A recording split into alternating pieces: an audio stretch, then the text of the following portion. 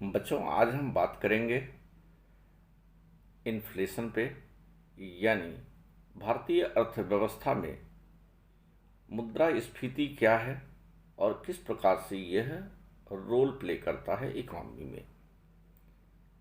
किसी भी देश की प्रगति उसकी अर्थव्यवस्था की प्रगति से निर्धारित होती है और इस इन्फ्लेशन इसमें एक महत्वपूर्ण भूमिका निभाता है।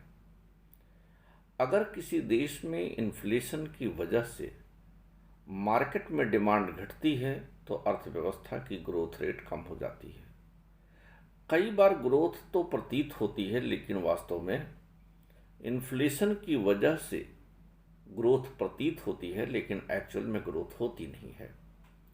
आज इन्हीं पहलुओं पर हम बात करेंगे जो सिविल सर्विसेज परीक्षा और कॉम्पिटिटिव एग्जामिनेशन के पॉइंट ऑफ व्यू से बड़ा महत्वपूर्ण है। बच्चों, इन्फ्लेशन अर्थात मुद्रास्फीति यह एक ऐसी प्रक्रिया है जिसमें बाजार में वस्तुओं के दाम बढ़ जाते हैं, अर्थात मुद्रा के ऊपर एक दबाव सा आ जाता है। उसी को कहते हैं मुद्रास्फीति।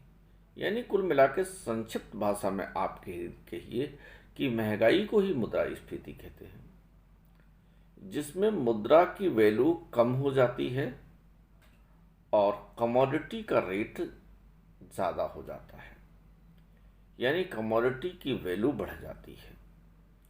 कमोडिटी का मतलब बिकने योग्य वस्तुएं और सेवाएं। इसका मतलब यह हुआ कि अधिक मुद्रा दे करके हम कम समय और सामान अपेक्षाकृत पहले के मुकाबले परचेज कर पाते हैं, अर्थात मुद्रा का मूल्य कम हो जाता है। ये महंगाई की स्थिति होती है।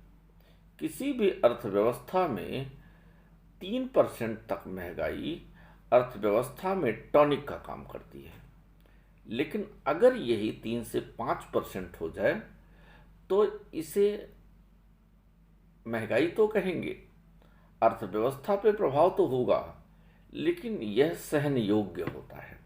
लेकिन अगर ये इन्फ्लेशन रेट 5% से ज़्यादा हो जाए तो यह अर्थव्यवस्था को नुकसान करने लगता है और लोग इससे प्रभावित होने लगते हैं। अर्थात ये कह दीजिए महंगाई डायन खाए जात है। हम इस स्थिति में पहुंच जाते हैं।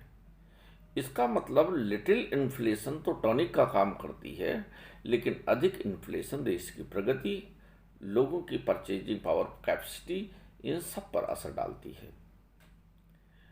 वास्तव में मुद्रास्फीति की स्थिति में मुद्रा की वैल्यू कम हो जाने के कारण अधिक मुद्राएं देकर के हम अपेक्षाकृत कम सामान खरीद पाते हैं, जिससे हमारी जो बेसिक नीड है उसको पूरा करने में असुविधा होने लगती है और हम अपनी बेसिक नीड नहीं पूरी कर पाते, जिसका असर हमारी विकास पर, हमारे स्वास्थ्य पर और हमारी प्रगति पर, हमारे बच्चों की पढ़ाई पर, सब पर पड़ता है।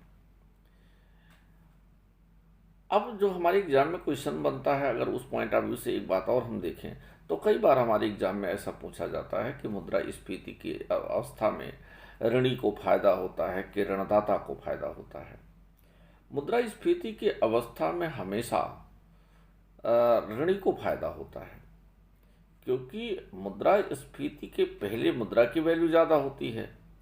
वो लोन आपसे ले लेता, वो उधार ले लेता है, लौटाता उतना ही है, जबकि अब मुद्रा की वैल्यू कम हो गई होती है।